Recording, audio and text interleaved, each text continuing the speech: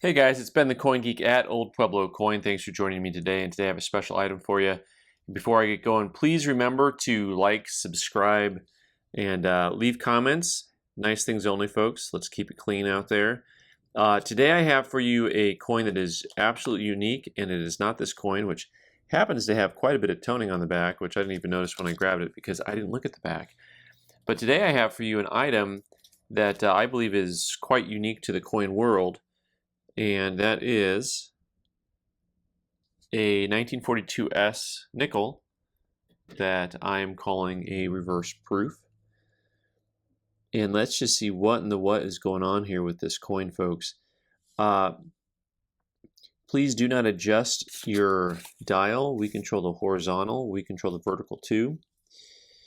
So when you turn a war nickel, a silver war nickel, it should just be lustrous and white like anything else. And then this bad boy, literally at this angle, goes white and black, but with the fields being white and the devices being black. And the same is true on the reverse of the coin, where all of a sudden you'll get a certain angle at which it goes white to black. And now, some lucky son of a gun owns this coin, but it ain't me. But I was really happy to be able to show it to y'all and talk about what is eternally fun about collecting coins and really finding anomalies like this. So this is in an older PCGS holder. I don't know what gen that is, 3.2.8, something like that. But so MS64, and pretty recently we had a discussion about whether or not die polish affects the grade of the coin, and my answer is it should not. I can understand on like a modern Silver Eagle if you consider that to not be able to get a 70 because of die polish, but even then I consider anything original to the strike to be a part of how the coin should be graded at the starting point. The primacy of the coin, the beginning point of the coin, is what you should consider perfection, regardless of whether it has a lamination on it or not. So this is great for a couple of reasons, because one of the things that we can do here is we can look at how die polish lines flow and how they do not flow when they go over what is known as the devices. The devices is the term for your imagery, your lettering, your words, and your design. How about that die crack running through the U, S, top of Monticello, through Monticello, back down, all the way through the E and cents into the baseline. That is a full die crack all the way across. So the thing that makes this coin look like a reverse proof is all of that brightness is from die polish lines, and they give almost like a lenticular effect. A lenticular effect is like if you've ever driven by those cars and they have anime stickers on them, and it's a face this way, and the other way it's an animal or something. It like changes. That's those heavy lines that you'll see create that imagery.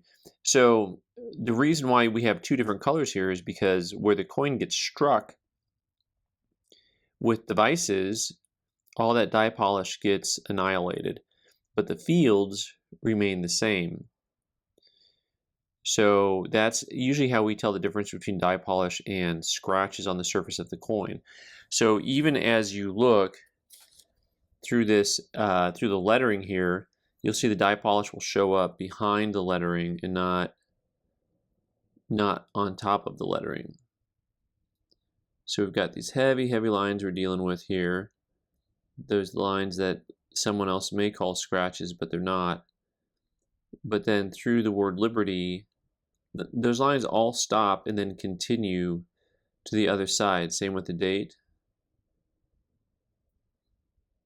So let me clarify something here, as I did call this reverse proof. Of course, it's not labeled as a reverse proof, nor would it technically be a reverse proof, but reverse proofs are very new to the US system of coinage, and mostly they're just made as commemoratives, to where they have the opposite effect of what we're used to seeing on a coin, which is to say, on a proof coin, we're used to seeing the fields being black and the devices being white. So, and on reverse proofs, instead, they're making the devices black and the fields white. So it has the look of a reverse proof. Of course, this is, like I said, it's simply called MS64. Wild and crazy grade. I'm just thinking back to like whenever this was graded in the 80s or 90s, and them looking at it and saying, what do you do with this for grade, right? And so when we talked previously about die polish and saying how does it affect grade, well, clearly the graders at this time probably thought, I don't know really what to do with this coin. And at the time, nobody would have been looking for a coin like this. Like, it would have probably been out of fashion. Somebody probably just put it aside somewhere and didn't think twice about not, trying to sell it or get a premium for it. But to me, this coin is the cat's meow. So one of the things to think about also is like, why in the world, out of the tens of thousands of war nickels that I've seen, have I never seen one that looks like this?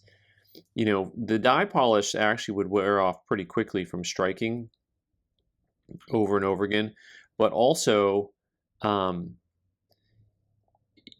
question is, why did this happen? Was someone just screwing around at the mint, like, let's just buff the crap out of this die? Or were they actually trying to buff out that die crack? There's this die crack that we talked about running all the way across the coin. And so you could theorize that maybe they were trying to do that. So anyway, this coin just fascinates me. I wish I had one for myself. Now I have something new to look for in the world of coins and coin collecting. I do have a couple of odd coins with die polish that I find interesting.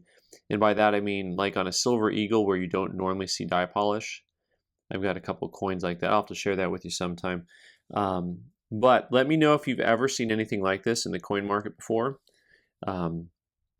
If you have, send pictures or whatever and share your stories. Thanks so much for watching, guys. I'm Ben the Coin Geek. You can subscribe by clicking on the owl button in the corner and watch more videos on the right side of the screen. Thanks.